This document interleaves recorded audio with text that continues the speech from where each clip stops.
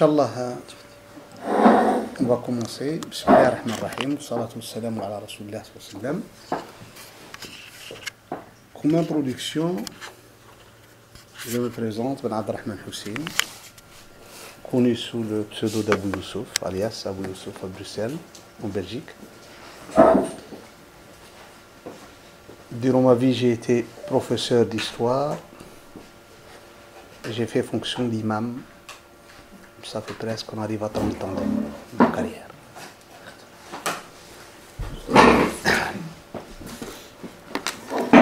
Il faut que je mette les frères qui n'ont pas assisté avec nous l'année passée, que le but, je ne dis pas de ces conférences, ni je ne donne pas ça,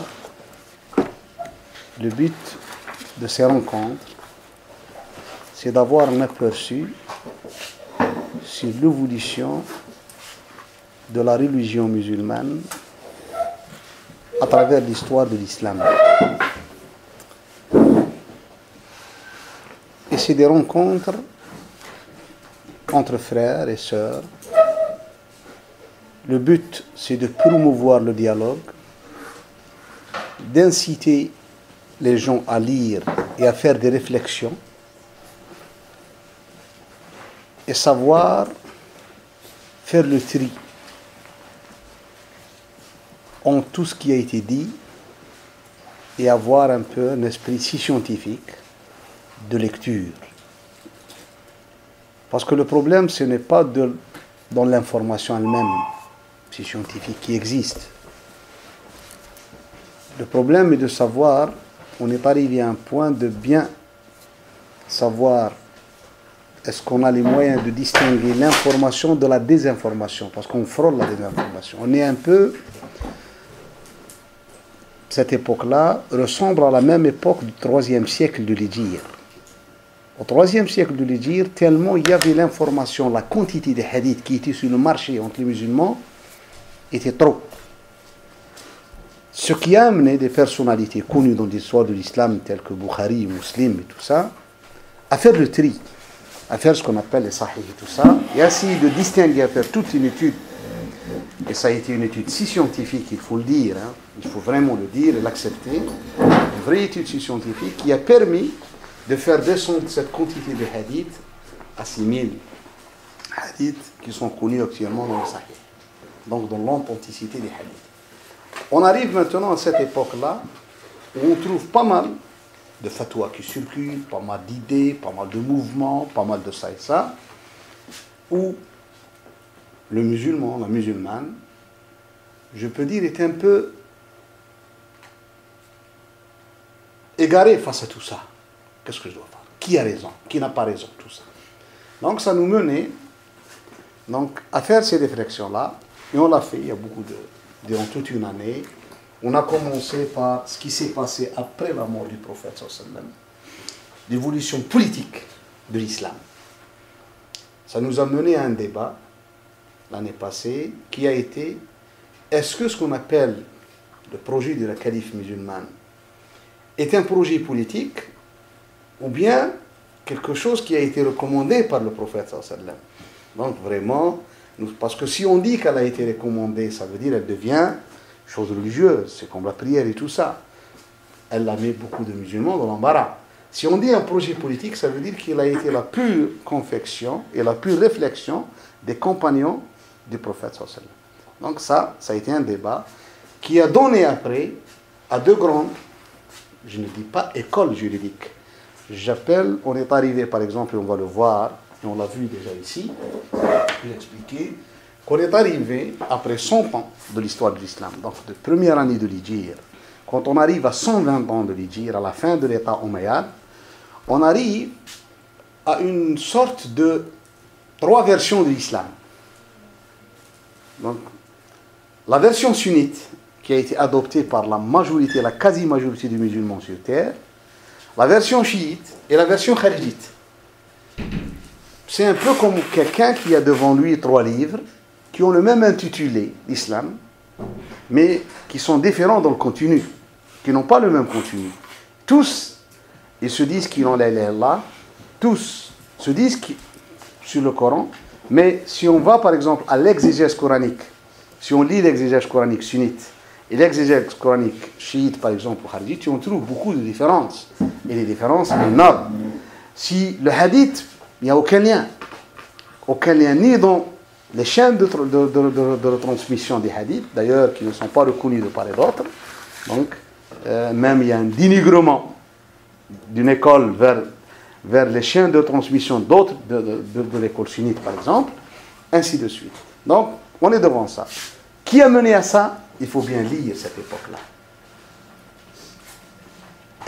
Je prends par exemple aussi, après on arrive au sein de chaque grande entité, on arrive aussi à des écoles qui sont différenciées, que ce soit au propos de la juridiction du fiqh. On arrive à l'école malikite, l'école hanafite, qui étaient les deux premières écoles.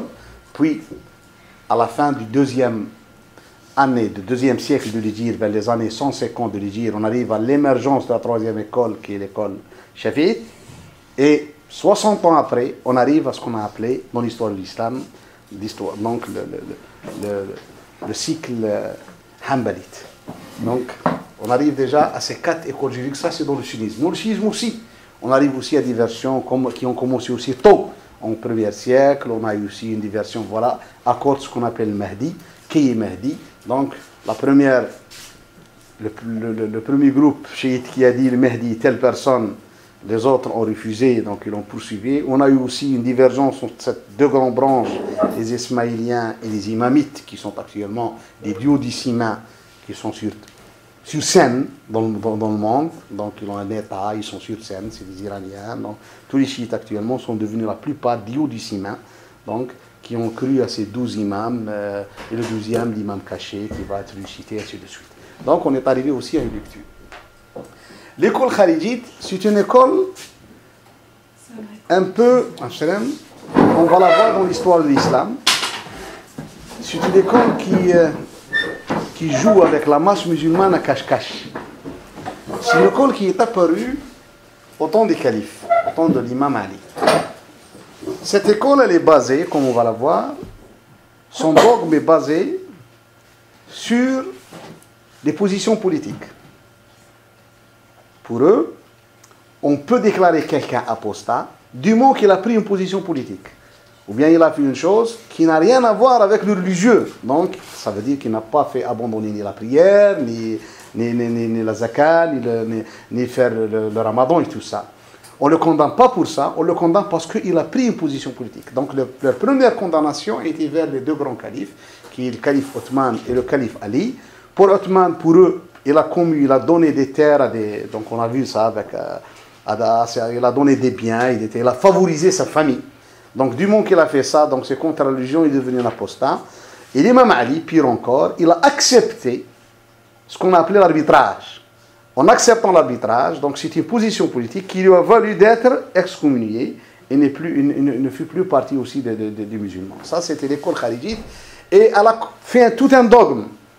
Un dogme qui s'est terminé par ce qu'on appelle le tekfir dans le monde musulman et qui va et vient. Vous avez dit, il joue à cache-cache à travers l'histoire. Il est venu pendant cette période, puis il a disparu, puis il est revenu à une certaine période, donc vers le 14e siècle, puis il est revenu vers le 18e siècle, il repart, il est revenu aussi au 20e siècle, donc à notre époque. Cette école existe, même si elle essaie des fois de changer, il y a une maladie qui s'appelle le lupus, donc que les femmes la connaissent, c'est une maladie qui se cache, donc c'est une maladie qui touche la personne humaine, donc par exemple le lupus ça, apparemment, il interdit à une femme de tomber enceinte parce que c'était quelque chose caché, donc, ce qu'on m'a dit tous les docteurs. Donc, actuellement, il se cache, il veut prendre d'autres masques, d'autres noms, au lieu de dire que nous sommes du tekfir. Par exemple, ce qu'on appelle le tekfir ou le hijra, c'est carrément, on est en plein version kharijite. Moi, j'ai vu, cette semaine, à Bruxelles, j'ai vu des syllabus qui ont été distribués ici à Bruxelles, dans la région de Midi. En les lisant, on nous a donné, il dit, écoutez, vous êtes en plein tekfir. Ça, c'est le kharijisme. C'est pas l'islam. Ça, c'est le kharijisme. cette semaine, je n'ai pas dit. Contre les élections? Non. Parmi ceux, Sharia for Belgium, c'est une version kharijite de l'islam. C'est une lecture khawarij. Tout ce que se dit, je les ai lus, je les ai vus, on m'a fait passer du YouTube et tout ça, je dis non, ça c'est du kharijisme. Il n'a rien à voir ni avec le salafisme, ni avec le sunnisme, ni avec le hanbalisme. Ça, c'est une doctrine khawarij. On va la voir. Et les khawarij aussi, il y a eu quatre tendances. Il y a eu les Azariqa. C'est une tendance qui est arrivée à l'assassinat des femmes et des enfants des musulmans. On les déclare apostats. Et elle a pris comme asl, comme on dit, comme référence, un verset coranique qui a parlé que Noé, qui était un prophète, quand il a invoqué Allah Azza wa Jal dans un verset coranique, il a dit Rabbi la tadar ala al-ardi min al-kafirina dayyara innaka in tadarhum yudillu ibadak wa la yalidu illa fajiran kaffara.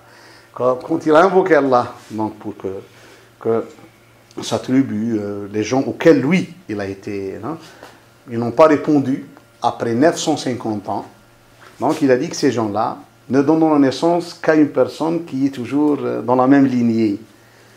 Et Nafi' ibn al-Azraq, le chef de file des Khawarij de l'époque, il a dit donc ceux-là, ils auront le même châtiment que les enfants de... Donc il a oublié une chose importante. Que Noé a dit ça après avoir vécu dans cette tribu 950 ans, ça veut dire 1000 ans. Et que les gens qui les a connus, donc la première génération qui l'a connu, a eu une position contre lui. Non,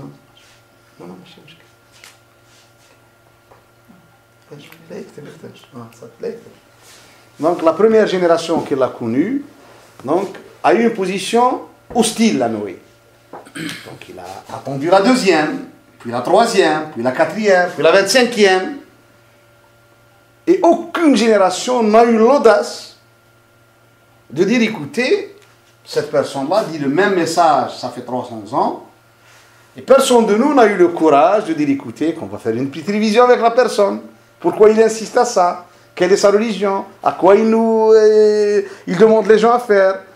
Personne n'a eu cette audace de faire ce qu'on appelle une révision de position.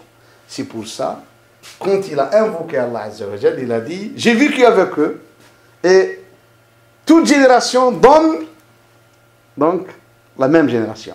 On dirait que c'est ça ce que j'ai appelé moi honnêtement du takfir congénital.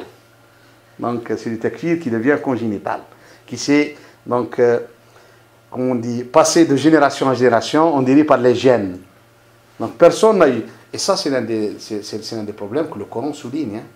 Le Coran, la chose importante que la personne ne doit pas tomber, c'est d'avoir quelque chose génétiquement qui n'est pas génétique. Je peux avoir une maladie génétique, je peux avoir, mais avoir un comportement, donc une position génétiquement, ça c'est difficile. C'est pour ça quand il dit sur les idolâtres, quand il leur pose la question pourquoi vous adorez donc ces idoles, la réponse que inna wajadna aba'ana kadhalika yaf'alun. Donc on a trouvé nos ancêtres faisant la même chose. Donc on a suivi nos ancêtres. Donc c'est une position qui a été prise juste par suivi des ancêtres. Personne ne veut mettre ces ancêtres-là en cause et dire attention, et si ces ancêtres-là avaient tort, et ces ancêtres-là n'étaient pas sur le bon droit, n'étaient pas sur le bon chemin. Donc c'est des positions prises juste par ça. Donc le Coran a condamné cette position. Donc c'est pour ça il a dit ça. Les Khawarij, c'est une école aussi qu'on va voir, comme je vous ai dit, elle vient voir. On est arrivé avec les frères. On a vu ça ce que j'ai appelé moi l'évolution politique. L'évolution politique de l'islam. Dans l'évolution politique, on a eu d'abord la version sunnite qui a guidé le monde musulman. C'était le début une réunion qu'on a appelée Saqifa. Une réunion, je peux le dire, informelle. C'était juste une tribu, une faction musulmane. Donc c'était les autochtones de Médine, donc les habitants de Médine, comme j'ai expliqué, qui ont fait cette réunion. juste après la mort du prophète. Al-Ansar, donc Al-Aws ou Al-Khazraj. Ils ont fait cette réunion. Pourquoi? Pour eux, ce sont les maîtres de la ville. La ville les appartient. Et c'est eux qui ont accueilli le prophète sallam et accueilli tous les immigrés avec, dont on a appelé Al-Muhajiroun. Les gens qui ont fait l'immigration avec le prophète sallam. Pour eux, avant ça, ils avaient un projet sur leur ville. Les gens de Médine avaient dans leur tête un projet dans leur ville, pour leur communauté. Ce projet, c'est d'élire à la tête de leur ville un, plus ou moins, chef. Ils étaient presque d'accord pour l'élection d'une personne qui s'appelle Ibn Saloul, qui était après le chef des hypocrites. Mais quand le prophète est venu, ce projet a été mis en berne. Donc il n'a pas été... C'est une autre dynamique qui s'est imposée à la ville. Donc ils sont devenus musulmans, ils sont plus idolâtres. Donc ils ont entré dans un autre cycle. À la mort du prophète sallallahu ils disaient, ben maintenant qu'est-ce que nous allons faire? Donc c'était une réunion, eux, entre eux. Ça, ce que j'ai dit à une personne, écoutez, ça prouve qu'il n'y avait pas de wasiya. Il n'y avait pas de testament. Il n'y avait pas de testament prophétique. Ces gens-là, s'ils savaient qu'il y avait un testament du prophète sallam, n'auraient jamais dû appeler à une réunion pareille. Ils savaient que la route était tracée. Mais en appelant ça, ils se sont mis d'accord entre eux, ils voulaient se mettre d'accord sur une personne aussi de leur qui s'appelait Saad ibn Ubada.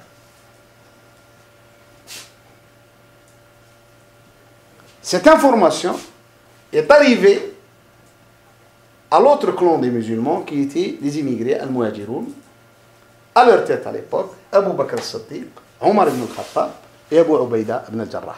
Ces trois compagnons. Au début, ils sont allés voir la situation.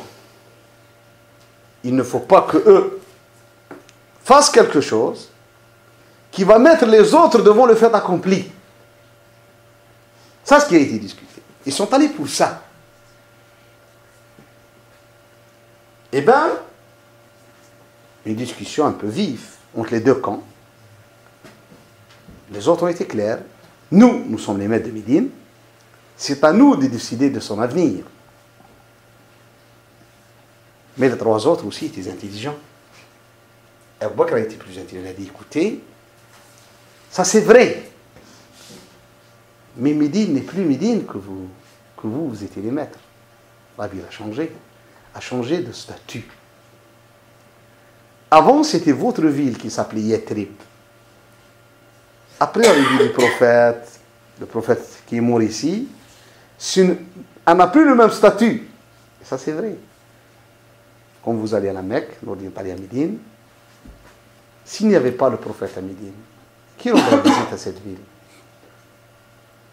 Qui connaîtra qu'il y a une ville qui s'appelle Yathrib en Arabie? Est-ce que tu connais toutes les villes d'Arabie, toi? D'Arabie Saoudite? Quand on dit le Baha, tu ne sais même pas où se trouve le Baha, ou bien Ha'il, ou bien, je ne sais pas, Qasim, ou bien Bouraïda.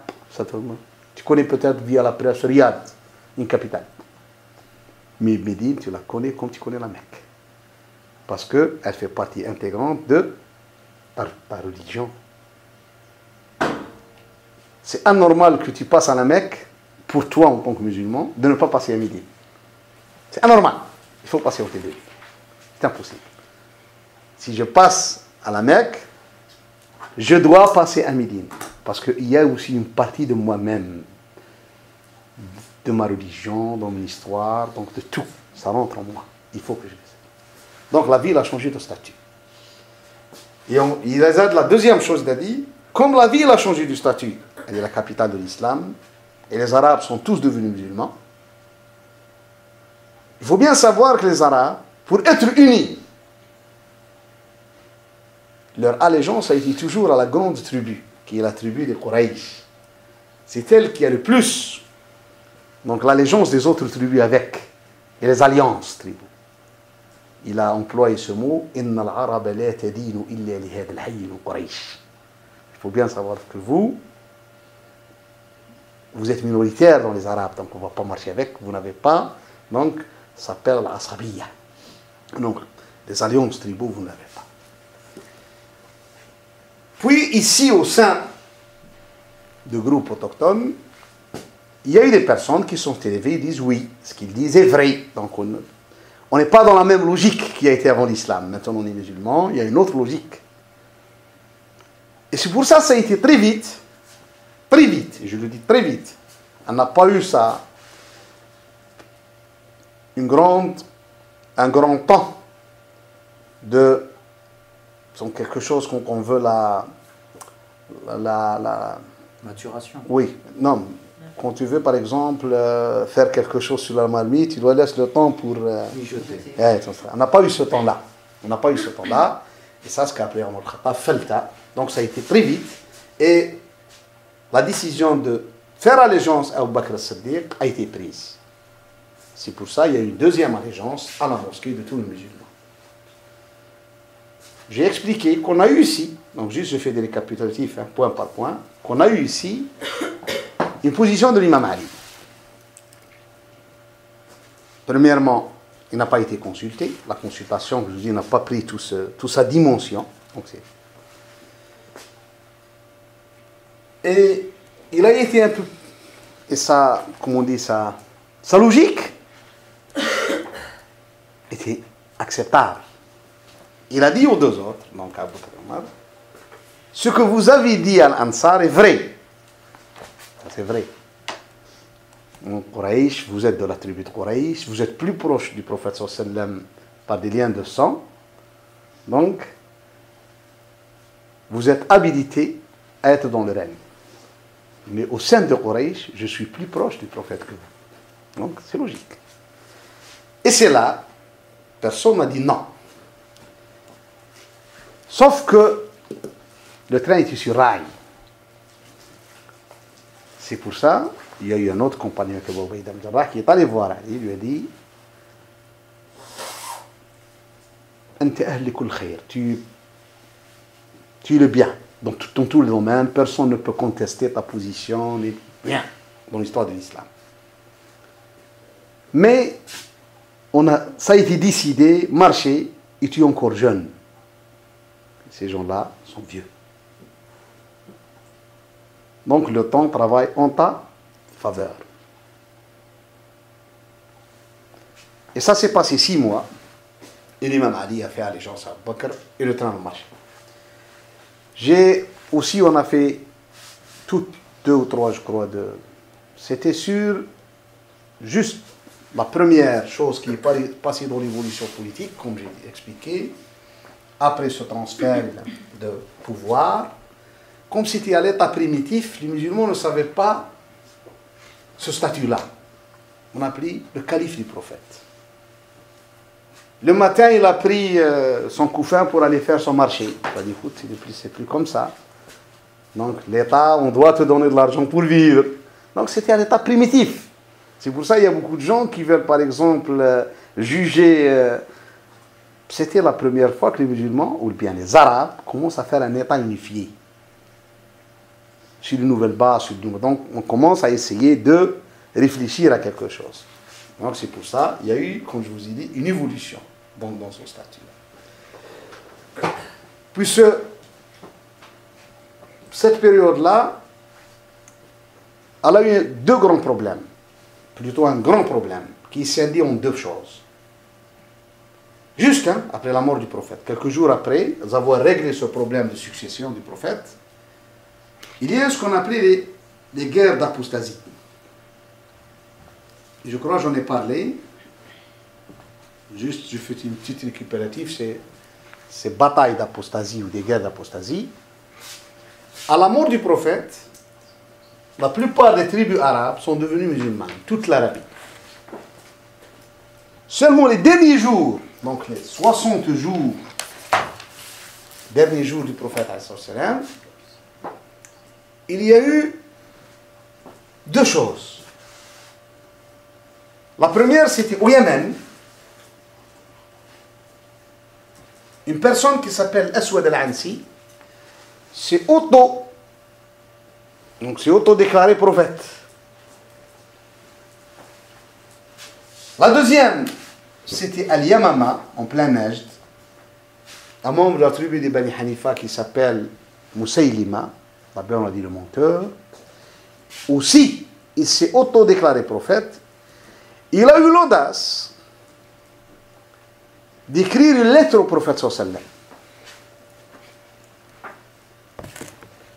En commençant par lui-même, du prophète Moussaïlima au prophète Mahomet, donc Mohammed. Et on doit se partager la terre. Donc, les tribus de l'Est d'Arabie, j'ai même avec la carte, les tribus de l'Est d'Arabie, c'est moi leur prophète. Les tribus de l'Ouest de l'Arabie, c'est toi leur prophète. C'est pour ça qu'il a dit أما بعد فإن لي نصف الأرض ولقريش نصفها الآخر. Il n'a même pas dit à toi, il a dit à ta tribu, à Quraysh. Donc, il a axé sur le tribalisme, qui est l'un des points faibles de la nation arabe. Donc, ce problème tribal, les liens du sang. Ça, c'est ce que j'appelle les aventuriers. Il y a des choses, il y a des personnes qui croient que la prophétie, c'est comme ouvrir un phone shop. Quelqu'un a ouvert un phone shop, il l'a exploité, il a fait un peu d'argent, qu'on va tous commencer à ouvrir des phone shops. La prophétie n'est pas une aventure. Alors, l'une des erreurs des gens quand ils commencent à avoir contact avec la prophétie. La prophétie ne se donne pas, on ne peut pas avoir la prophétie ni par la science. Tu peux avoir n'importe quel diplôme dans le monde, mais tu ne peux jamais être prophète. La prophétie, c'est un choix divin, fait par Allah. C'est l'un des problèmes qui a fait que beaucoup de personnes, par exemple, qui ont été contemporains aux prophètes, ils étaient contre les prophètes. Des fois, leur seul but, pourquoi il a eu lui la prophétie et pas moi? Et moi, j'ai cru que j'ai beaucoup de savoir, pourquoi je ne l'ai pas eu? Ça est arrivé pour Isa, pour Mohammed. C'est l'un des problèmes des prophètes. Donc, il y a eu ce que j'ai appelé les aventuriers. Il y a eu d'autres. Il y a eu même une femme dans la région de Termi qui s'appelle Sajah, Bani Assad. Ça, c'était seulement quand Abu Bakr a décidé de combattre ces gens-là. Ils avaient deux formes. Il y avait des gens qui n'ont pas compris l'islam. Pourquoi? Parce que la plupart des tribus arabes, surtout de l'Est d'Arabie, ne se sont convertis à l'islam que vers la fin de la vie du prophète. 9e, 7e, 8e, 9e siècle, 9e année. Donc juste avant la... Ils n'ont pas eu le temps de bien vivre avec le prophète, ni le temps de bien digérer les principes du Coran, de lire le Coran et de bien digérer, et de savoir.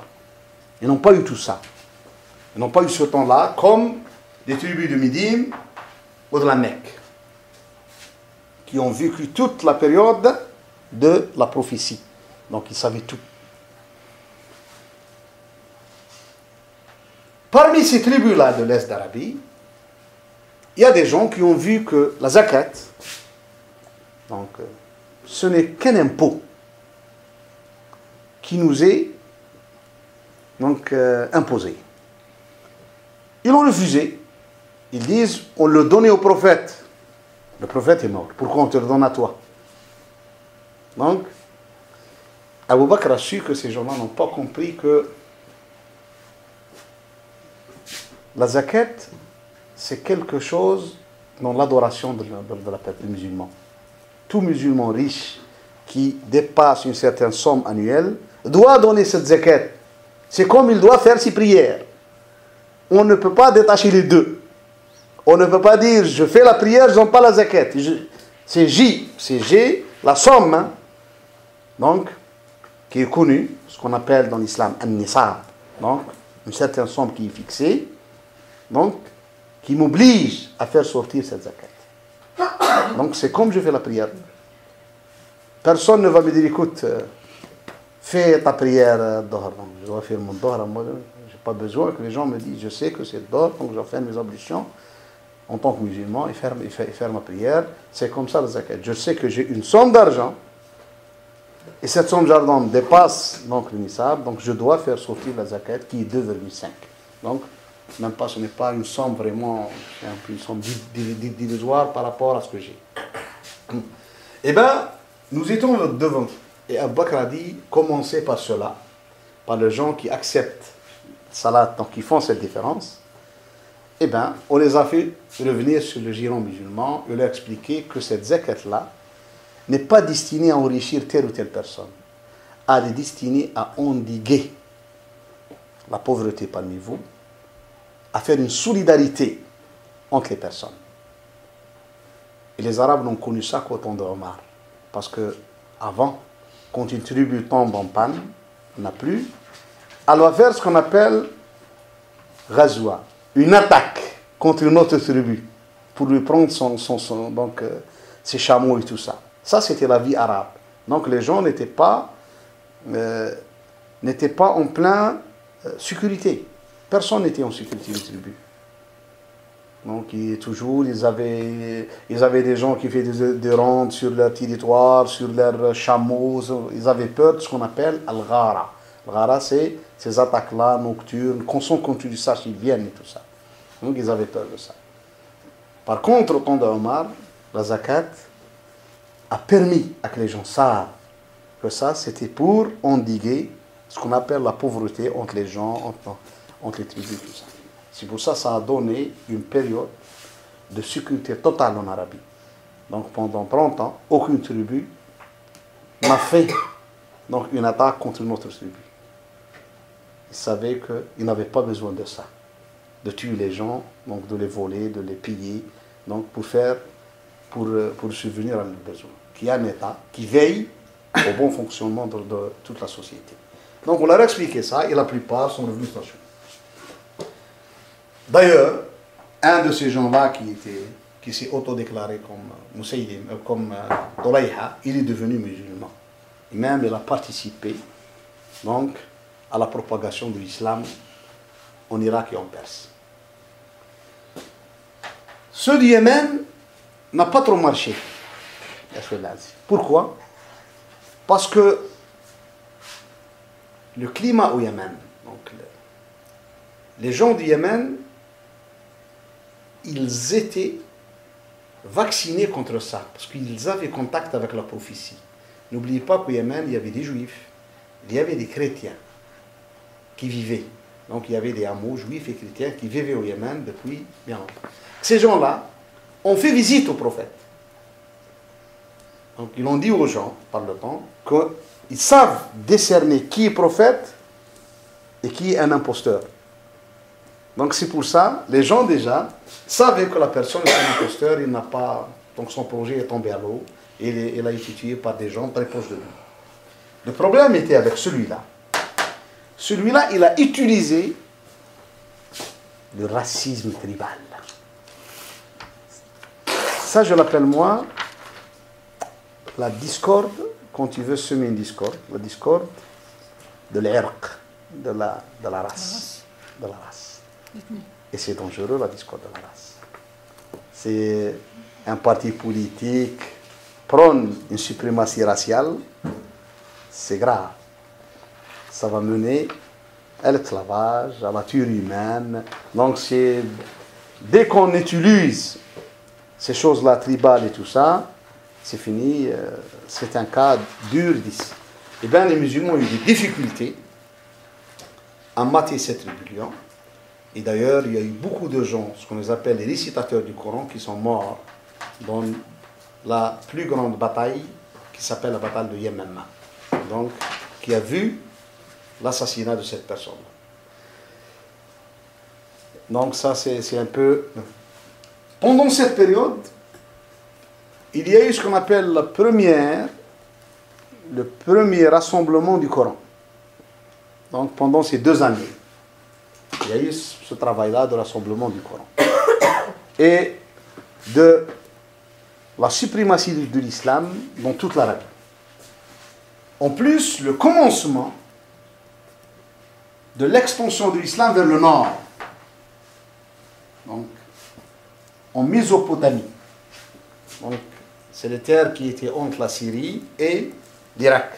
Donc, vers ces deux confins, où il y avait des tribus arabes qui habitaient donc, aux confins de ces deux pays-là. Les Arabes habitaient un peu dans la région sud-ouest de l'Irak et aussi au sud de la Syrie, ce qu'on appelle actuellement la Jordanie et un peu quelques territoires de la Palestine, de la vallée du Jourdain et tout ça, où il y avait des tribus arabes donc, qui ont habité ces régions-là. Et ça a commencé des problèmes avec ces deux États-là, l'État sassanide perse et l'État byzantin. Il y avait la mort du calife et la venue du deuxième calife, qui est le calife Omar. Et on assiste ici à une nouvelle forme de transmission du pouvoir, qui est passée juste par une légation. Donc, qui n'est pas passée par une réunion ou chose comme ça. Le calife qui est tombé malade, il a pris son temps de demander l'avis des musulmans, quelle est la personne la plus valable à être après lui. Donc, en voyant la plupart des compagnons et tout ça, il a conclu que la plupart voyaient Omar comme étant son successeur. Et c'était un peu son ministre. Et la succession s'est faite un peu dans le calme. Personne n'a osé dire non, bien, donc ça a été dans le calme. Et c'était ce que j'appelle les années d'or de l'islam. Que ce soit dans l'évolution politique, que ce soit dans l'évolution dans la religion musulmane elle-même. Parce que Omar a eu le culot, bien l'audace,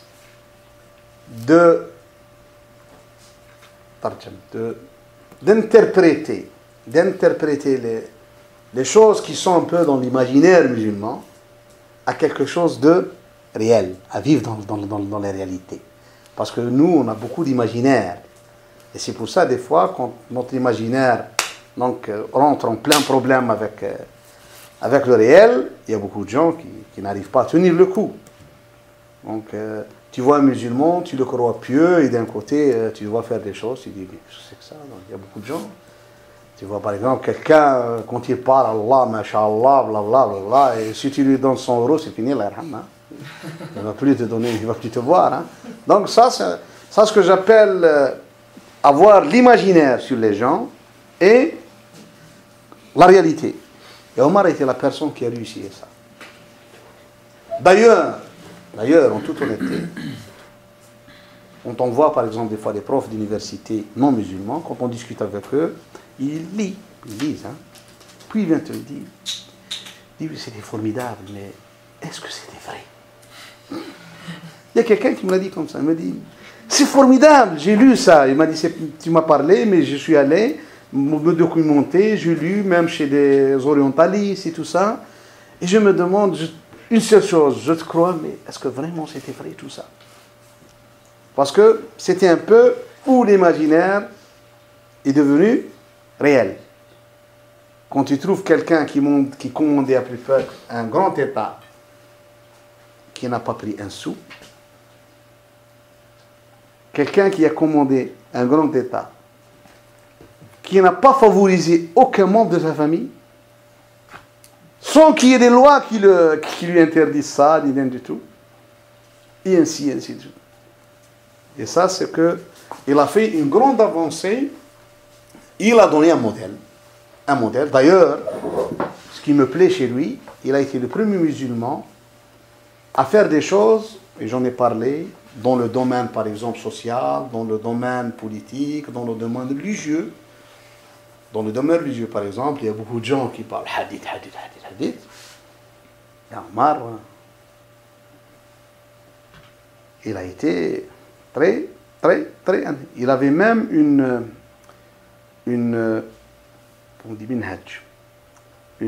synthèse d'approche des hadiths. Il y a quelqu'un qui est venu le voir, qui est un grand compagnon. Il a sonné chez lui. Abu Moussa al-Ash'ari. Première fois, puis il a quitté, puis il a ressonné une deuxième fois. Puis il a attendu un peu aussi, comme la première, je m'excuse. Il a fait la troisième fois, il est parti. Omar était pris un peu, il a entendu, il était pris. En revenant, il a trouvé que la personne, après 3, il est reparti. Il a dit, écoute, tu tapes et tu pars, attends un peu, le temps que... L'autre lui a dit, écoute, commandeur des croyants. C'est pour ça, le statut même, il a changé du calife au commandeur des croyants. Donc il a changé l'institution. Il a fait une institution. Il a dit, j'ai entendu le prophète sallallahu alayhi wa sallam dire, quand vous allez chez les gens, donc tu vas voir quelqu'un, tu dois demander, donc taper, première, deuxième, troisième. Si on ne te répond pas, tu pars. Il a dit, pour que je valide ce que tu dis, je dois avoir 2 témoins qui ont entendu ça avec toi. On doit partir demander aux compagnons qui ont entendu ça avec toi. Tu sais, il était son ami. C'était son ami. En allant à la mosquée, eh bien, il y avait des compagnons qui étaient présents, ils disent oui, effectivement, nous avons entendu. Et Omar ici, il a donné, comme on dit, sa méthode. Il a dit, écoutez, je le connais, je ne l'ai pas soupçonné de fabriquer des hadiths. C'est la première chose. Il faut bien qu'on soit clair et net. Je le sais, je le connais. Mais je sais bien. Ça, c'est ce que j'appelle de l'improvisation. Qu'il y aura un temps, qui va venir, où des gens vont ajouter beaucoup de choses sur le prophète sallallahu alayhi wa sallam. Un peu, il anticipe en disant, soyez clairvoyants et n'acceptez pas tout ce qui vous sera dit au nom du prophète sallallahu alayhi wa sallam. Donc ça se peut que ce n'est pas le prophète qui l'a dit. Et ça a été... C'est pour ça qu'il a limité les compagnons eux-mêmes de donner des hadiths. Il a limité, il a interdit. Donc, il a dit, quand vous allez voir les gens, parlez-leur d'abord du Coran. Parce que les gens en ont besoin du Coran. Et ça, en toute honnêteté, je le vois jusqu'à présent. Beaucoup de gens, ils ne savent rien du Coran. Si tu prends un verset coranique et tu lui dis, prophète, il a dit, il croit oui. Parce qu'à force de ne jamais lire bien dans le Coran. Parce que le Coran, il faut d'abord voir tout le Coran, le lire bien, puis aller au hadith. Et essayer de faire les liens. Toujours faire les liens. Pourquoi le prophète a dit ça? Il ne peut pas dire quelque chose qui est contraire à l'esprit coranique. S'il a dit ça, parce qu'il y a ça. Il faut toujours lire et faire ces liens. Donc, Omar a été le premier à faire cette méthode. C'est pour ça que ça a été très difficile, dans le temps des compagnons, de faire un hadith. Donc, je dis de faire un hadith de mentir. Donc, de faire un hadith comme ça, qui n'est pas vrai, qui n'est pas authentique, et dire que le prophète l'a dit. C'est très difficile. Ils étaient vivants, ils savaient tout. Autre chose aussi, tous les droits, donc, je dis tous les droits. Il a été une personne, surtout, ce qui a donné cette image de réalité, de la fiction à la réalité, c'est son approche de l'argent. C'est le premier qui assiste ce que ça veut dire un budget de l'État, qu'il ne faut pas le tenir, qu'il ne faut pas donc mettre donc sur le budget de l'État, ce n'est pas ton budget à toi. C'est un budget destiné aux affaires de l'État et c'est un budget des musulmans. Donc si tu prends ce budget-là, ça veut dire que tu es en train de prendre l'argent de la société des musulmans. C'est pour ça que je vous ai dit, il a donné ce modèle-là. Et je peux dire qu'il y a eu un échec après lui. Historiquement, les musulmans n'ont pas eu, je le dis historiquement jusqu'à présent, ils ont perdu ce centre, ils ont perdu 2 choses, que lui, il les a rendues réelles. C'est la réalité avec le pouvoir, quand vous aurez le pouvoir, et la réalité avec l'argent. que les musulmans ont perdu à travers l'histoire. Même dans notre fiqh, dans notre jurisprudence, tu peux trouver des centaines de pages, je dis des centaines, des milliers de pages, qui parlent sur comment faire la prière, comment faire ça, comment faire ça. Donc tout, ça s'appelle l'abouab, les portes comme ça. Bab tel, tous les chapitres, ça, chapitre. Mais quand vous aurez dans le chapitre le pouvoir, tu trouves un sermon. Il est basé sur la shura. Qu'est-ce que c'est que ce shura? Comment doit être fait ce shura? Et puis il y a eu des imams, on va le voir aussi après, 100 ans après. Même cette shura-là, ils l'ont massacré par une autre fatwa qui dit la shura, elle est, donc, pour lui, il doit la faire. Mais il n'est pas obligé de la suivre. Je ne sais pas comment expliquer en français ça. Il a dit lazima. Donc, je dois vous consulter, mais je ne suis pas obligé de suivre vos avis. Mais qu'est-ce que ça veut dire ça? Lazima ghayr mulzima. Quand on lit ça, et elle est dans notre fiqh, il faut le dire, elle est dans notre droit juridique. Moi, j'ai dit, il faut barrer ça. Hein. Elle n'est plus d'actualité. Hein. Ça, c'est de la tyrannie. C'est de la tyrannie un peu d'une façon masquée. Donc, quand j'ai eu ça, moi, dans les années 80, j'étais encore jeune étudiant. Mais on donnait des cours et tout ça. C'est dans les bosquets. Et même, oh, j'ai dit, il a dit, même de 100 ans, c'est pas notre temps. Notre époque, ce n'est plus ça. Et ça révèle de l'ijtihad. S'il a fait une ijtihad à l'époque, c'est son époque, je ne sais pas mais ne me dites pas que l'islam, il est basé sur ça. Ne me dites pas ça. Donc il faut, j'ai appelé un nettoyage. Il faut faire ce nettoyage. Il faut avoir l'audace. Je dis, des savants et tout ça doivent avoir cette audace. C'est une fatwa. Donc d'une époque, parce que suivant aussi l'évolution des gens, s'il y a une époque qui était une mauvaise époque, je ne peux pas maintenir une fatwa d'une mauvaise époque. Hein. Donc, par exemple, je donne une petite aperçu. Vous allez dire dans nos jurisprudences, chez certains imams, par exemple, que le père peut obliger sa fille à l'âge de 12 ans, 13 ans ou 14 ans même, qui n'est pas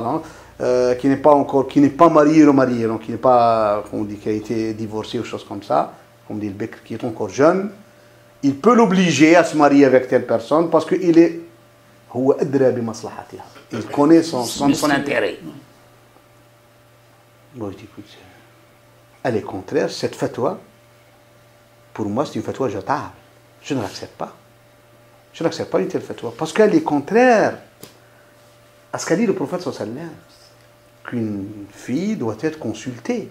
Et Omar lui-même, il a dit, écoutez, il n'est pas permis seulement aux garçons de voir la fille avec qui il va se marier. Même vos filles ont ce droit-là. Comme ça, ça a été le premier à dire, écoutez. Il a fait entrer une nouvelle... c'est pour ça que dans le domaine, c'est ça, je ne termine pas. Chose qu'il a fait évoluer même la société musulmane à son époque. Et je vous ai dit, on a fait une grande régression. Ça a commencé au début, quand la régression commence, elle n'est pas loin. Mais quand on arrive à des siècles après, on se trouve vraiment très loin de... C'est pour ça, ces cours-là, donc bien juste ces rencontres-là, nous permettent un peu de réfléchir pourquoi cette fatwa-là au 7e siècle. Donc je dis au 7e siècle de les dire, donc on est à 13, 14e siècle. Hein. Donc des fois, il faut que je convertisse 7e siècle, c'est un peu 13e siècle comme ça. On a eu une fatwa qui est contraire aux fatwas donc du 1er et 2e siècle. On trouve le fiqh très entreprenant, puis on le trouve en train de régresser dans le domaine de ça, dans le domaine des finances. Jusqu'au 16e siècle, donc ça fait, on était presque 10e, 11e siècle, on ne produit plus. Le jour où le monde est allé au nouveau monde, on a exponent, il y a eu un peu une émergence mondiale dans la finance, les comptoirs d'escompte, les banques, ça. Nous, on était un peu figés. Juste le jour où les Occidentaux sont venus, on fait des banques et tout ça, on a su qu'il y a un système bancaire. Qui a ça. Chose que, jusqu'à présent, notre jurisprudence musulmane traîne. C'est pour ça qu'on trouve beaucoup de questions. J'ai de l'argent en banque, est-ce que je vais faire de l'assurance? Parce que la jurisprudence n'a pas suivi cette évolution. Alors, qu'on doit voir aussi, donc, chose que j'étais hier expliquée aux arabophones, que dans les premières 120 ans, les musulmans ont fait quelque chose qui a permis. Donc, ce n'était pas les compagnons, c'était la génération d'après les compagnons, ce qu'on appelle les tabi'in. Donc, ils ont fait quelque chose de très important. Ils ont fait à la religion musulmane des principes, des finalités et des des bases, comment elles fonctionnent. Ils disent par exemple, parmi les principes, il y a la justice. On ne peut pas émettre une fatwa qui bafoue le principe de la justice. Donc il y a une finalité dans la charia. Il y a des finalités qui ont été faites, par exemple, par les musulmans de l'époque. C'était 5 finalités qui ont été dressées par Shatibi. Et la 6e a été ajoutée par un imam, Cheikh Mohammed Tahar Ben Achour. Donc, cette finalité pendant la 6e, c'était l'abolition de l'esclavage, un peu, la liberté. Il a dit parce que la dynamique imposée par le Coran et l'islam, c'était vers l'abolition de l'esclavage. Si tu trouves quelqu'un maintenant veut nous émettre fatwa, où il légalise, par exemple, à une personne d'avoir une esclave, ça, il est fou, il est complètement fou. Ça ne colle pas. Parce que l'islam a fait cette dynamique, il a poussé vers la dynamique de l'arrêt de ça. Donc, si on trouve tous les versets coraniques, on lit les positions du prophète sallam, on arrive à cette idée-là, c'est pousser les gens vers la liberté qui sera responsable. Parce que quelqu'un de libre, il est responsable. Quelqu'un de n'est pas libre n'est pas responsable. Il n'est pas responsable. Quelqu'un de libre, il est responsable. Et l'islam responsabilise les gens. Donc, l'islam, il est basé sur la responsabilité des gens et la responsabilité individuelle, personnelle. On ne peut pas, par exemple, punir une tribu par la faute d'un de ses membres. Ça ne colle pas dans l'islam. Donc c'est pour ça qu'il faut vraiment avoir ces idées-là. Donc, ils ont fait des principes et tout ça. Donc ça, c'était aussi dans l'évolution de l'islam. Et Omar, on a fait beaucoup, il a donné beaucoup de ses principes, beaucoup de ses bases à l'islam. Après lui, c'était Uthman. Le temps de Uthman, comme j'ai expliqué à tous les frères qui étaient présents avant vous, c'était une période de stagnation. Malheureusement, c'était une période de stagnation, vu que la personne lui-même, il était âgé. Il était âgé. Chose que je l'ai dit, c'est mon avis. Je peux me tromper, vous avez le droit de me dire quoi, parce qu'il y a des choses, c'est juste mon avis à moi, hein, et je le dis honnêtement, c'est mon avis. Donc vous pouvez être d'accord, ne pas d'accord, vous êtes libre. J'ai un petit problème avec pas mal de frères, donc des frères, quand je dis pas mal de problèmes, juste dans les dialogues. Hein. Il y a une fois, j'étais en Algérie, on a parlé à l'époque de l'âge de quelqu'un qui doit être à la présidence, ou roi, ou tout ça. Écoutez, c'est comme les fatwas. Il faut qu'on pose ça dans l'islam, l'âge de la personne. Si quelqu'un émet des fatwas avant 40 ans, on doit le fouetter. Quand je dis doit on doit interdire. Parce qu'il y a beaucoup de problèmes qui viennent des jeunes qui émettent des fatwas. Pour que vous puissiez émettre des fatwas, il faut avoir la maturité. Être à l'âge de... Parce qu'il y a ce que j'ai dit, il y a une chose, je ne sais pas comment l'appeler en français, mais je vais essayer de trouver le mot. Quand on dit quelqu'un ivre, il y a l'ivresse. L'ivresse, quelqu'un quand il boit de l'alcool, il devient ivre, l'ivresse. Et l'ivresse, elle peut prendre quelqu'un, à l'âge de 25 ans, qui se croit déjà qu'il a tout, qui devient le grand savant, la personne détenteur de la vérité absolue. Pourquoi? Parce que lui, à l'âge de 25-26 ans, il a quelques adeptes devant lui, il monte dans le même bar, voilà, le prophète, il se croit déjà détenteur de vérité absolue, il n'accepte aucun autre. Il va y mettre des fatwas. Ça, c'est grave. Et en tant que jeune, il peut se tromper. Donc la fatwa ne peut, à mon avis, c'est mon avis, vous pouvez être d'accord ou pas d'accord, ça, mais je dis que les musulmans doivent bien réfléchir à ça. On ne doit pas nommer quelqu'un mufti ou bien lui donner la position de donner des fatwas, sinon n'importe qui peut dire n'importe quoi. Il faut ce que j'appelle avoir l'âge et avoir les sciences requises pour tout ça. Pour être qadi, pour être mufti. Donc il faut avoir un certain âge, c'est après 40 ans. Donc après 40 ans. Et arrêtez de donner les fatwas, maximum 70 ans. Je vous le dis pourquoi. Vous serez consulté pour me... Je vous dis pourquoi, ça c'est mon avis. Parce que tu n'es plus en contact avec la réalité. On ne peut pas donner à quelqu'un qui a vécu, par exemple, dans les années 20, où il y avait une autre forme de vie chez les jeunes et tout ça, d'émettre une fatwa en 2012 sur les jeunes. Allez, cheikh, tous les jeunes maintenant font ça, halal et haram. Et lui, pour lui, il voit les jeunes dans une situation de 1920. Il n'a plus la réalité, il n'est plus en contact avec la réalité des gens. Donc, si quelqu'un émet des fatwas, doit avoir une prise de vue, une connaissance de la réalité où les gens vivent. C'est pour ça qu'une personne qui ne vit pas dans un pays ne peut pas émettre une fatwa, donc généralisée pour ce pays-là, à des gens de ce pays-là. Il faut voir les imams, les ulama du pays lui-même, qui connaissent la réalité des gens et tout ça. Donc ça, c'est des choses. Idem pour gouverner. Pour gouverner, il ne faut pas cette gérontocratie, quelqu'un à la tête de l'État à l'âge de 85 ans. C'est pas normal. C'est pas normal. On peut être à la tête de l'État entre 45 et 50 ans, 70 ans. Puis, on peut être consulté dans d'autres sphères. Mais, parce qu'il faut avoir la capacité, il faut avoir pour vraiment diriger les affaires de l'État. Et je trouve que la période de Uthman, c'est une conclusion que les musulmans doivent la prendre. Sans dire sur Uthman. Uthman, c'est quelque chose à part. C'était un grand compagnon du prophète. Il a eu sa part avec le prophète sallam. On n'en discute pas son statut à lui. Mais elle doit nous apprendre. Le contraire, les musulmans, ils disent non. Du moment que lui a gouverné jusqu'à l'âge de 83 ans, donc il est permis de gouverner à ça. Ils disent non. Pour moi, non. En toute honnêteté, je dis non, je n'accepte pas ça. Pour moi, les musulmans, s'ils doivent vraiment prendre une leçon de la période de Uthman, ce que limiter l'âge d'être au pouvoir. L'âge d'être au pouvoir doit être limité. Donc, doit être limité, je ne dis pas... Donc ça, c'est... Seulement, Uthman, à force d'avoir cette plage qu'il a pris, il a été, je dis, trop gentil.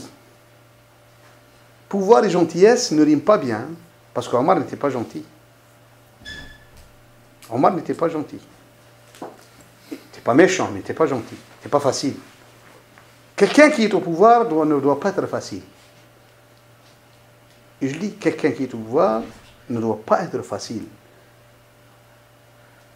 Il doit vraiment être ferme dans ce principe. Non, c'est non.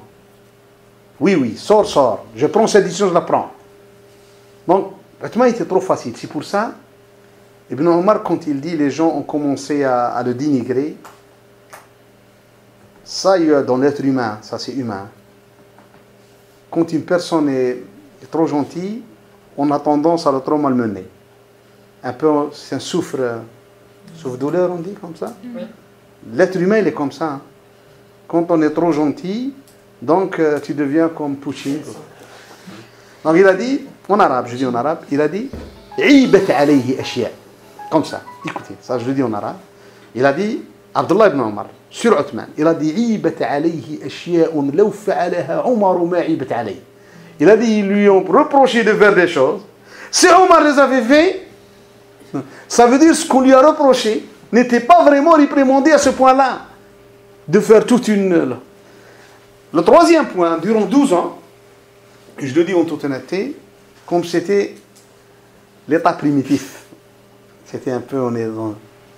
Les deux États qui ont reçu des coups sévères, avec la tombée de la Syrie, de la Palestine, de l'Égypte, de l'Irak, d'une partie du Perse et par le démantèlement de l'État sassanide, ne sont pas restés les bras croisés. Donc ils ont envoyé, donc certains groupuscules qui restaient, ils ont envoyé leurs propres espions en Médine. Et ces espions-là, qui étaient derrière l'assassinat d'Omar, et ces espions-là aussi, donc qui ont même écrit des lettres au nom des compagnons, qui ont été diffusées comme ça pour... Service secret. Oui, ils ont bien joué le jeu, et les musulmans à l'époque ne savaient pas vraiment... L'État n'était pas encore mûr pour faire une direction de surveillance territoire. Donc, quelque chose qui surveille le pays, parce qu'on peut exploiter tout. Donc ça a été autant de Othman, et c'est terminé aussi par un bain de sang. Et même, je peux dire, il y a eu démantèlement de la première État musulmane, la califat de Médine. Et Ali, c'est un peu une transition, parce qu'il a changé de capitale, il est allé à Koufa. Et c'est une transition un peu vers un nouveau modèle. Malheureusement, il a été fait sans lui. Donc, au temps de l'imam Ali, la personne n'a pas eu le temps, il faut le dire. Et on ne l'a pas laissé pour qu'on voit son modèle. Donc, il n'a pas eu le temps, il faut le dire. Nous, en tant que musulmans, on doit toujours être vigilants, parce qu'il y a beaucoup de gens qui un peu, surtout cette version chiite, des fois, qui dit beaucoup de choses qui ne sont pas vraies, en toute honnêteté, on va le voir. Mais il faut avoir le courage de dire que la personne n'a pas eu le temps. Donc, il a passé 4 ans dans les guerres, parce que il n'a pas pu asseoir toute son pouvoir et faire marcher voilà le projet. On ne l'a pas vu. Et aussi, c'était terminé par une chose qui n'était pas bien du tout. La première, c'est que au sein de son propre camp, les gens n'étaient pas à sa hauteur. Et il faut qu'on soit clair et net aussi, ça c'est humain. Il faut toujours, quand vous faites une étude, est-ce que cette personne à la hauteur de cette mission?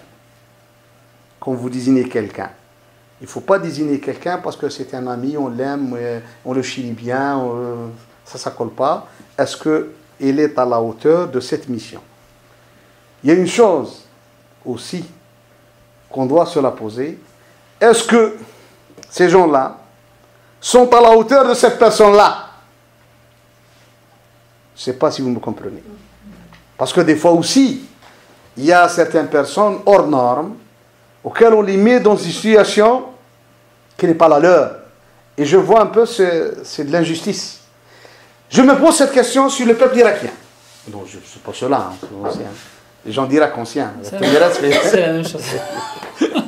Ça, on ne le dit pas, mais je le sais. Je me suis toujours posé cette question. Est-ce que l'imam Ali, en allant vers l'Irak, et faisant la capitale Koufa, qui est actuellement tout proche de Karbala, la ville a pris, donc on est dans cette enceinte, donc, ou bien la ville existe, Koufa. Elle existe toujours, Koufa. La ville de Koufa. Donc, qui est cette ville, là où il y a le mausolée de l'imam Ali, tout ça. Est-ce qu'elle a bien fait ou non? Est-ce que ces gens-là, ces tribus d'Irak à l'époque, étaient à la hauteur de cet homme pour vraiment le défendre et défendre son projet? Ou bien eux-mêmes, c'était son vrai problème? Je ne sais pas si vous me comprenez. Et on va lire et bien lire. J'arrive honnêtement à dire des fois qu'eux-mêmes, c'était son vrai problème. Et à la fin de sa vie, il a été clair. Il a dit, avec, je ne sais pas comment dire en français, quelqu'un qui dit une chose avec amertume, comme ça on dit, avec amertume. Ça s'appelle en arabe marara, quand tu dis quelque chose qui te touche. Il a dit, ya ahl al-Iraq, aux Irakiens, dinukum nifaq, votre religion est hypocrite. Wahdukum shiqaq, vous n'avez pas de promesse, Al-muqimu bayna adhurikum murtahanun bidambe, celui qui reste parmi vous, donc c'est qui est son péché. Donc il est un peu prisonnier de son péché. et celui qui vous quitte, au shakhisu ankum, c'est la miséricorde de Dieu qui l'a atteint. Quand quelqu'un vous quitte, c'est la miséricorde de Dieu qui l'a atteint. Donc c'est pour ça, moi je suis arrivé, que la personne, soit judiforme, n'était pas à la hauteur de ça. Et ça aussi on le voit même, lui-même, il a dit, avec tout le respect, avec tout notre amour à lui, il y a quelqu'un qui est venu, vous savez, il y a des gens quelqu'un qui ne rougit pas, qui peut dire n'importe quoi sans mettre à sa place. Il est venu dire à un grand imam, comme Imam Ali, il a dit, pourquoi toi, les gens se sont querellés donc, sur toi. Il y a des gens qui n'ont pas voulu que tu sois à la tête de l'État, alors que ça ne s'est pas passé au temps d'Abu Bakr Omar. Alors que, eh bien, cette personne-là qui est venue dire à ça, c'est une insulte en disant une telle chose à l'imam Ali, la réponse de lui, il a dit oui, mais une chose que tu dois savoir, mon petit, que quand c'était le temps, la génération de l'imam Ali, c'était moi, le public. Personne comme moi, qui savait qui est Abu Bakr, qui est Omar, qui sont sur moi. Mais malheureusement, quand je suis venu mon temps, c'est des gens comme toi que dans le monde, qui ne savent pas avec qui ils parlent. C'est ça l'important. C'est ça le problème. C'est avec toi qui ne savent pas. Parce qu'en lui posant cette question, c'est un peu, on les dévalorise d'une façon. Donc il lui a répondu, on lui conseille des gens comme toi qui ne savent pas avec qui ils parlent.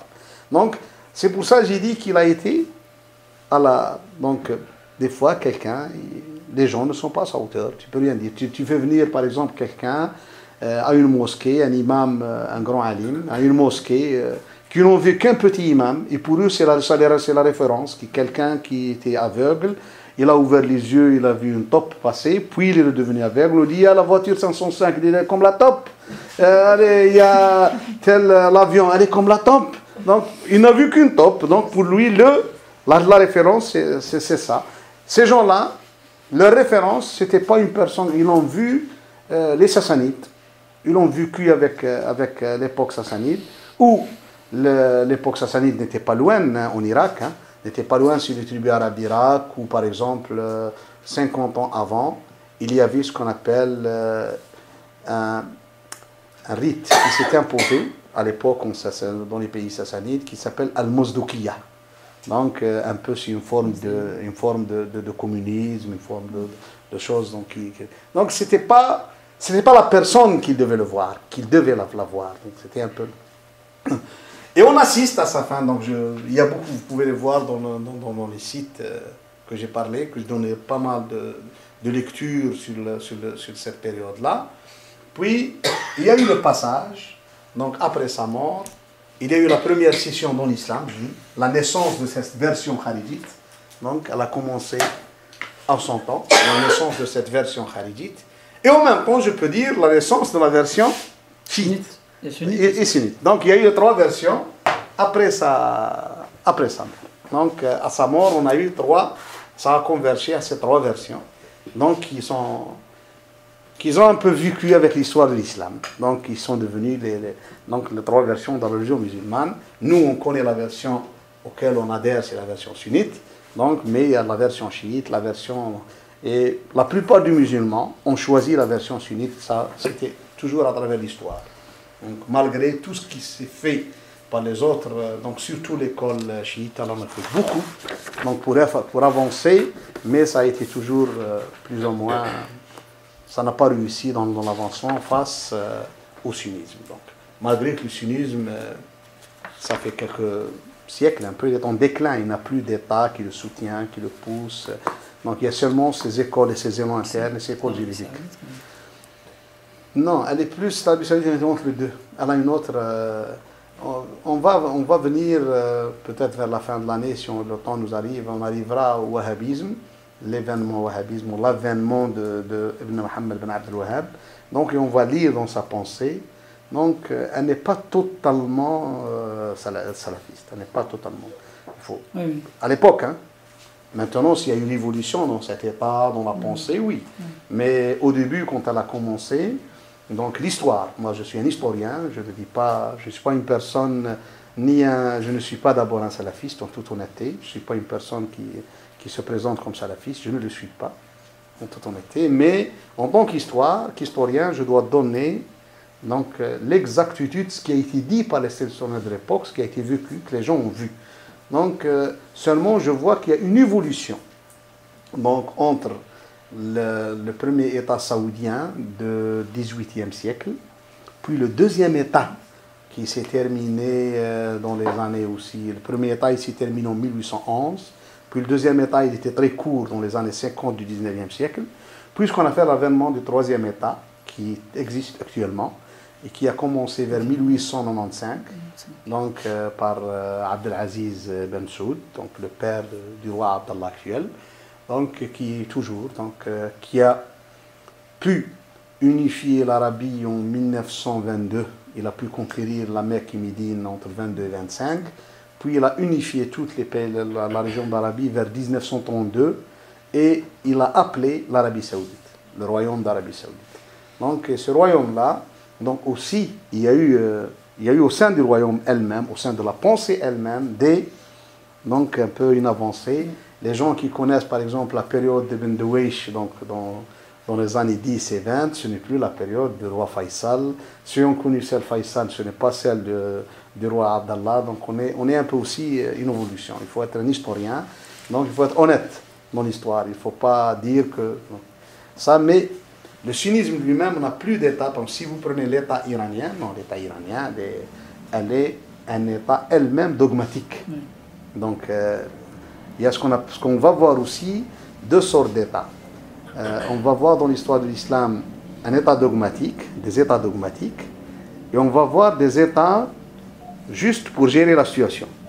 Les États dogmatiques, on va le voir, les Abbassides, l'État mouahidite marocain et mourabitite, donc maghrébine, c'est des États dogmatiques.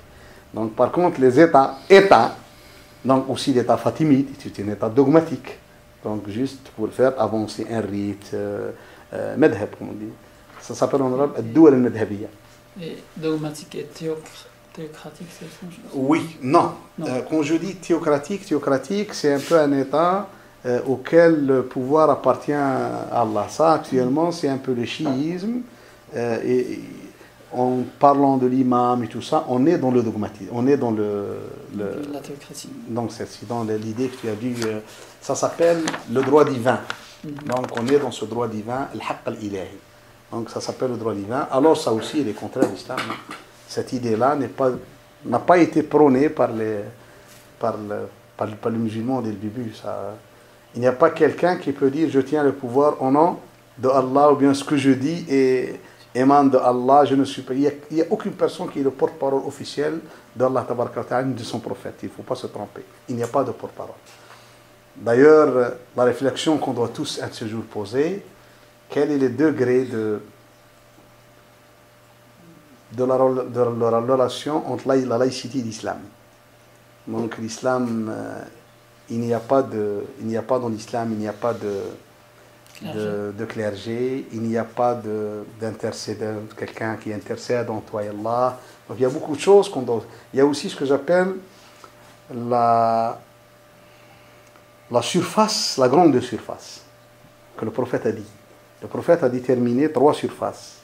Il a dit, Allah tabaraka wa ta'ala vous a demandé de faire des choses, vous devez les faire. Il vous a interdit de faire des choses, il ne faut pas les faire. Et il y a un silence. Il ne s'est pas prononcé sur... Il ne s'est pas prononcé sur des choses. Donc, vous ne devez pas... Donc, c'est un peu... Et pourquoi il ne sait pas? Parce que, par miséricorde, comme ça le hadith, il dit, par miséricorde à vous. Non? Le problème, il y a beaucoup de musulmans qui veulent légiférer dans cette surface. Donc, le choix du pouvoir, par exemple, c'est quelque chose à la réflexion humaine. C'est la réflexion humaine qui décide, on organise des élections, on n'organise pas d'élections, il y a un régime monarchique, un régime républicain, des élections, des assemblées. Ça, c'est à la réflexion humaine. Il n'a rien à voir avec Permis ou ne pas permis. On a eu beaucoup de questions qui nous ont un peu... où des gens ont voulu légiférer dans ça. Ils disent que c'est interdit de faire des élections. C'est interdit de faire ça. Qui te dit ça? De quel droit tu nous dis c'est interdit? Ça n'a jamais... Non, les compagnons ne l'ont pas fait. Mais la vie des compagnons n'est pas la référence de l'islam. Il faut qu'on soit clair et net. Hein. Ce qui a été fait... ce n'est pas que si les compagnons ont fait une chose... Dans la politique, ce n'est pas tawqifiyya, ce n'est pas comme la prière ou comme la zakat ou comme le ramadan, ce n'est pas normal. Donc ça, c'est ce que j'appelle la surface, la grande surface, où il est permis aux gens de donner leurs avis, de progresser, de donner... Mais comme je vous ai dit, il faut juste garder en tête les principes de l'islam. Il ne faut pas commettre de l'injustice, il ne faut pas commettre... il ne faut pas, par exemple, commettre quelque chose qui est contre la miséricorde, parce que la miséricorde est parmi les principes de l'islam. La charia est basée sur ça. Elle est basée sur la sagesse, la miséricorde et la justice. Ça, c'est... Ibn Qayyim, il a été clair en disant ça, et ça me plaît toujours, quand il a dit « Al-shari'atu adlun kulluha ». Elle est justice tout entière. Toute chose qui sort de la justice à l'injustice, ce n'est pas la charia. Tu es en train de divaguer. Il ne faut pas me dire tel ou tel a dit. Bon, ça, c'est des principes. Comme il y a des finalités dans la charia, donc il y a maqasid de charia. Donc, à mon avis, les musulmans doivent savoir ça. Ça, on arrive, donc il y a eu ce transfert de pouvoir et il y a eu carrément le changement politique dans l'histoire de l'islam. Pendant ces premières 30 années du pouvoir, donc du pouvoir des califes, on a vu des gens pieux à la tête de l'État. Chose que difficile à travers l'histoire de prouver, de trouver des gens pieux à la tête de l'État. Des gens honnêtes, des gens qui ont dirigé les affaires de l'État avec une sincérité et une simplicité. Donc ils n'ont tous les quatre, il faut le dire, ils ont dirigé les affaires de l'État en sincérité et en simplicité. Ils ne nous ont pas, comme on dit, demandé aux gens. Même, tu peux aller le voir, taper chez lui le plus normalement du monde. Et voyons un calife comme l'imam Ali, c'est lui-même qui vient à la mosquée, il trouve des gens encore qui ont dormi avant la prière de Fajr, c'est lui qui les fait réveiller. Ça donne une idée sur cette piété, sur cette, comme je dis, sur cette simplicité de ces gens-là. Donc, c'est la première fois dans l'histoire, et même, je peux dire, de l'humanité, en toute honnêteté, parce que j'ai lu beaucoup dans pas mal de civilisations non musulmanes, et je n'ai pas trouvé ça, je n'ai pas trouvé des gens à ce point-là. Même quand les Français parlent de, je crois, le Ban, un certain Philippe le Ban, comme ça, dans l'histoire de la France, je crois au XIIe siècle, tout ça, on parle aussi de sa piété et tout ça à l'époque, parmi l'église et tout ça. Mais cette simplicité, je n'ai pas vu. On essaie même dans la famille Stewart anglaise, les Oranges d'Hollande, on essaie partout, même en Chine, dans les familles chinoises et tout ça. C'était difficile de trouver, par exemple, où il n'y avait pas d'esclaves, il n'y avait pas de servantes, il n'y avait pas de... il n'y avait même pas de palais. Donc, c'était un peu quelque chose de primitif. C'est pour ça, le calife Muawiyah a un peu fait une chose dans l'histoire de l'islam qui a un peu fait évoluer l'État à une monarchie, à un régime monarchique byzantin. Il a un peu calqué le régime byzantin. Donc il a décidé d'ailleurs de faire une grande muraille donc à lui, avec donc toute sa cour et tout ça. Et deuxième, pour entrer chez lui, il faut passer par une personne qui te fait rentrer. Il ne faut pas parler même en sa présence. Donc il a commencé à faire des codes de gouvernance, donc général. Donc ça a été un peu... Et c'est pour ça que le pouvoir s'est transformé en une monarchie. Et que les musulmans, surtout les musulmans d'Arabie, parmi eux les fils des compagnons, les générations de Médine, tout ça, n'ont pas gobé, n'ont pas pu... ils trouvent que ça, ce n'est plus ce qu'on a connu. C'est plus ce qu'on a connu. Et c'est pour ça, après sa mort, donc, après sa mort, il y a eu cette discorde. C'est là où on va s'arrêter, parce qu'on va commencer par ça. Donc, après la mort de Muawiyah, qu'est-ce qui s'est passé? Donc, quelle est d'abord l'évolution politique après la mort de Muawiyah? C'est ça qu'on s'est arrêté, on va passer. Donc, c'était à la fin de l'ère de Muawiyah. Donc, on va commencer dans les prochaines. Donc, qu'est-ce qui s'est passé? D'abord, on va dresser le tableau des musulmans de l'époque. La mort de Muawiyah, qu'est-ce qu'on a devant nous? Donc, le tableau des musulmans, qu'est-ce qu'on a devant nous dans l'islam? Quels sont les peuples qui étaient déjà musulmans? Ça, c'est l'évolution politique. On va la commencer la prochaine fois. Seulement ici, je reviens. Ce qui a été accompli pendant cette période des califes aussi, c'était le Coran. C'est très important. C'était le rassemblement définitif du Coran. Et il faut le dire, c'est un grand travail dans l'histoire de la religion musulmane. Si on voit par exemple que les 2 livres qui sont avant nous ont pris beaucoup de temps pour être rassemblés, que ce soit la Mishnah, donc la Torah juif, ou bien même l'Évangile. On a commencé à écrire apparemment l'Évangile presque 80 ans après Jésus, auquel les écrits ont commencé à écrire. Donc aussi dans la Mishnah, donc on l'a terminé qu'après aussi 300 ans. Donc ça a pris beaucoup de temps. Alors ici, ça a été quelque chose de très vite. Donc où les gens l'ont fait. En plus, il y a eu une unanimité chez les musulmans sur ça. Donc malgré que certaines personnes veulent nous croire qu'il y a eu ça ou ça, mais historiquement, ça ne tient pas debout. Donc tout ce qui a été dit ne tient pas debout. Donc ça a été bien authentifié, bien écrit, et on n'arrive pas vraiment, ça a été un grand travail qui a été mené par la première génération de l'islam. J'aurais voulu, en toute honnêteté, parce qu'on va tous se poser cette question, donc que ça justifie aussi pour le hadith. Parce que le problème de la religion musulmane, jusqu'à présent, il réside dans le hadith. Le problème réside dans le hadith. Donc, il y a eu beaucoup de choses auxquelles on se querelle entre nous, on n'est pas d'accord entre nous. Si est-ce que nous, c'est ces paroles qui sont imputées au prophète sallallahu alayhi wa sallam. Donc, j'aurais voulu que les compagnons auraient pris la même décision. Donc, ça ne l'a pas été fait. L'État, parce que le hadith après, ce n'était plus l'État qui l'a pris en considération, c'était les personnes eux-mêmes. C'était un peu au début, c'était des volontaires qui ont pris cette décision comme Bukhari, comme c'était au début l'imam Malik, qui ont commencé à ramasser le hadith. Ce n'était pas l'État qui leur a dit de faire ce travail-là. Par contre, le Coran, ça a été l'État, ça a été le calife Othman qui a pris cette décision de rassembler le Coran, de mettre cette lecture coranique, et que tous les musulmans ont ce Coran-là ensemble. Donc c'est pour ça, la première chose qui existe toujours, qui est visible dans le monde jusqu'à présent, tu peux aller en Indonésie, tu peux aller là où il y a une mosquée dans le monde entier, tu rentres, tu prends le Coran, c'est le même Coran qui est au Maroc, c'est le même Coran qui est dans n'importe quel pays dans le monde. Si quelqu'un, par exemple, essaye de falsifier un ou deux, il la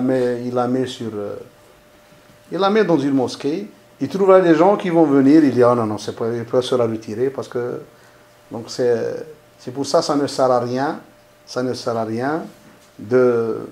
d'essayer de modifier quoi que ce soit dans le Coran, ça ne sert à rien. Le Coran presque il est authentique, authentifié, et les musulmans sont allés à dire sur le Coran une belle base, ils disent Al-Qur'anu qat'iyyu thubut, damniyyu dalala. Qu'est-ce que ça veut dire? Al-Qur'anu qat'iyyu thubut, damniyyu dalala. Ça veut dire que le Coran, on est tous sûrs de sa véracité. Le problème dans nous du Coran, c'est savoir qu'est-ce que on peut ne pas, c'est dans des interprétations. Il peut avoir 2, 3 interprétations pour une seule chose. C'est ça le Coran. Donc, damniyyu dalala. Par contre, la sunna, son problème, c'est l'inverse du Coran. Son sunna, elle est damniyat tubut. On n'est pas sûr de l'authenticité des hadiths. Et comme généralement, c'est un éclaircissement de certaines choses coraniques, donc elle est qat'iyat tubut. Donc elle éclaircit ce qui a été fait par au temps du prophète. Ça s'appelle qat'iyyat, c'est un peu l'inverse du Coran. Et qat'iyyat al-dalala. Donc elle est on peut dire le Coran il dit wa aqimus salah, faites la prière. Mais c'est la sunna qui nous a montré qu'il y a Dhuhr, qu'il y a Subh, qu'il y a l'Asr, qu'il y a Maghrib, qu'il y a Isha. C'est a montré le temps et comment faire cette prière. Dans le Coran, il n'y a pas, par exemple, comment faire la prière. C'est la sunna qui nous a dit, voilà comment le prophète fait la prière. Donc, on va voir, quand on arrivera, Inch'Allah, à la fin de l'état Umayyad, on va voir comment... quelle a été la position qui a été prise par les musulmans vis-à-vis des hadiths. Parce qu'on a eu ce problème-là à travers l'histoire, c'est comment se comporter face aux hadiths. Parce que Omar, comme je vous l'ai dit, il a fait une méthode, c'est l'authenticité. En plus, il ne prenait pas un hadith s'il était en contradiction avec le Coran. D'ailleurs, une femme musulmane, elle a été divorcée. Elle a dit qu'elle n'a pas eu droit, donc elle a dit que le prophète ne lui a pas donné droit dans le logement et nafaqa, donc la pension alimentaire. Ça s'appelle Hadith Fatima bint Qais et qui a fait couler beaucoup d'encre. C'est dans la jurisprudence musulmane. Et ça a été au temps de Omar, il a dit non, je ne prends pas ce hadith en considération. Pour moi, il y a un verset coranique qui donne ce droit. Donc, de pension. Donc, il a anticipé, ça a été un peu l'avis d'Abu Hanifa après, où il a refusé beaucoup de hadiths, parce qu'il trouvait que, concernant par exemple, on donne une chose qui intéresse toutes les femmes, par exemple, la tutorat. La tutorat sur la femme, Abu Hanifa ne voit pas cette tutorat. Il a dit, je ne la vois pas dans le Coran. On lui dit, par exemple, dans le mariage, il a dit, le Coran était clair. Il a dit qu'elle doit elle-même se marier. Il a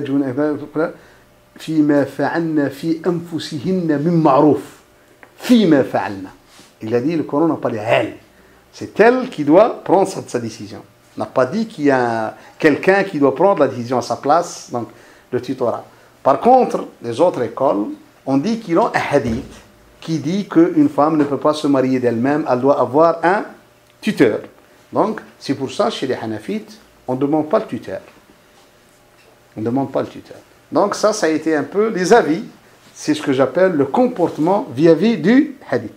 Donc, c'est pour ça on va avoir vers la fin de l'état Umayyad, 120 à 130 de l'Hijr, on va avoir ces comportements-là dans les écoles juridiques sunnites. Je parle des écoles juridiques sunnites. Hein. Je ne parle pas des autres versions. Je parle de la version sunnite. Donc celle qui nous régit tous en tant que musulmans. Et les gens doivent savoir pourquoi il y a cette fatwa dans ce rite-là, qui n'est pas, donc, qui ne sont pas sur la même... Parce que ça, voilà, ceux-là, ils ont pris ce hadith, ceux-là. Et moi j'ai eu beaucoup, par exemple, il y a une personne qui me dit, quand tu fais la prière du mort, obligé de lire Al-Fatiha. Donc, il y a un mort devant toi, tu es un imam, tu dis Allahu Akbar. Donc tu dois lire dans la première, après tu dois dire Al-Fatiha, et puis tu mets Allahu Akbar, tu fais la prière sur le prophète sallam, puis tu fais Allahu Akbar, tu fais des invocations aux morts, puis tu fais Allahu Akbar et tu fais Salam alaikum. Je dis, ça c'est la vie de l'imam Shafi'i et l'imam Ahmad, ce n'est pas la sunna. Il y a un autre avis, la vie de l'imam Malik et Abu Hanifa, que la prière du mort, on ne doit pas lire Al-Fatiha. C'est une invocation pour le mort. Donc juste faire la prière sur le prophète sallam et faire des invocations pour le mort. Combien de takbirat? 4, toujours 4. Toujours 4. Donc toujours 4, on ne doit pas dépasser 4. Généralement, il y a une unanimité qu'on ne doit pas dépasser 4. Donc hormis certaines écoles disent on peut arriver à 9. Mais quand il y a quelqu'un donc un grand savant qui est mort et tout ça, si on fait, on ne peut pas. Mais généralement, c'est 4, c'est la règle dans le monde musulman. Ça fait 14 siècles. Ça a été la règle. Donc seulement, vous avez, voilà, parce que ceux-là ont un hadith, et ceux-là, ils ont eu une tradition qui a été à Médine. On est un peu aussi en contradiction. La tradition qui a été vécue par les gens de Médine pendant les 100 premières années après le prophète, et le hadith. C'est pour ça qu'il y a des gens qui disent, écoutez, votre hadith n'est pas connu, ces gens-là. est-ce que ces gens-là n'ont pas suivi le prophète? C'est eux qui vivent avec lui, c'est eux qui savent ce qui se passe à la Médine. Ce n'est pas vous. Donc, vous trouvez ici beaucoup de choses. On a par exemple jusqu'à présent, vous entrez le jour du vendredi à la mosquée, l'imam est déjà sur le minbar, il y a des gens qui s'assient, il y a d'autres qui font les deux prières donc de rentrer à la mosquée, Tahiyyat al-Masjid on l'appelle. Donc, est-ce que qui a tort et qui a raison? Ici aussi, on est à l'approche des hadiths. Donc, on revient à l'approche des hadiths.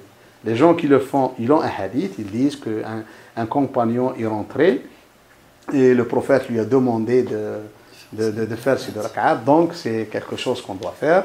Les autres, ils disent, écoutez, cette personne-là était un pauvre malheureux de la tribu de Ghatafan qui est venu à Médine, autant où Ghatafan n'était pas musulman, et le prophète a voulu le faire montrer aux musulmans pour qu'il lui donne de la zakat, qu'il est musulman, donc il n'est pas de Ghatafan non musulman, c'est un musulman, qu'il faut lui donner la zakat. Ça c'est l'avis d'Abu Hanifa. Malik il a dit, oui, je connais ce hadith-là, mais je ne le prends pas en considération, vu que j'ai connu des gens qui ont côtoyé les compagnons du prophète sallam et qui m'ont dit que, il a dit, même citer la personne, qu'il a vu ici dans cette mosquée du prophète, plus de 70 personnes compagnons du prophète, ils rentraient, et l'imam est sur le minbar, il ne faisait pas la prière il assistait pour entendre donc le prophète alayhi salatu wassalam, pour entendre la khutbah. Ça nous pose une autre question. C'est pour ça c'est mieux de faire ces réflexions-là, c'est bien. Ça nous pose une question. Je dis, écoutez, ce hadith de Al-Ghatafani, donc Selik, qui est rentré, je peux le citer dans quelle année? Parce que j'ai ce hadith-là. J'ai une autre chose importante, j'ai un verset coranique. Un verset coranique dans Sourate le vendredi du mois, qui demande aux musulmans de rester assis et entendre. Qu'est-ce qu'il dit? Je ne sais pas si vous lisez cette sourate, elle est parmi les dernières sourates du Coran. Donc, il parle quand l'imam appelle à la prière du vendredi, donc c'est l'appel quand l'imam il est dans le minbar. Hein. Ça, c'est l'appel. Quand l'imam monte le minbar, il commence à faire appel. Hein.